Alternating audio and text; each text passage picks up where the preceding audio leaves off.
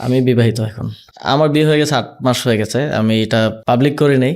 বিয়ে করেছেন অন্তর্বর্তী সরকারের সাবেক ছাত্র উপদেষ্টা ও এনসিপি নেতা আসিফ মাহমুদ সজীব Bhuiyan.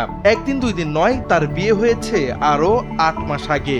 YouTube channel speak with রাশিদের এক পডকাস্ট অনুষ্ঠানে আসিফ নিজেই জানিয়েছেন তার বিয়ের এই খবর। জানিয়েছেন স্ত্রী ও পরিবারের সিদ্ধান্তে এই খবর পাবলিক করেননি। ব্যক্তি আক্রমণ সহ সোশ্যাল মিডিয়ায় হ্যারাসের কারণেই মূলত এমন সিদ্ধান্ত নেওয়া।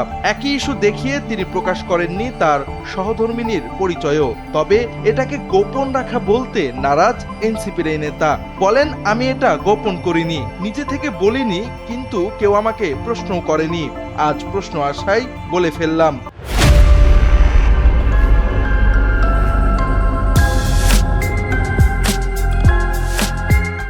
বিবাহিত জীবন কেমন যাচ্ছে জানতে চাইলে আসিফ বলেন, খুব একটা ভালো যাচ্ছে বলা যাবে না, কারণ বাসায় সময় দেওয়া হয় না।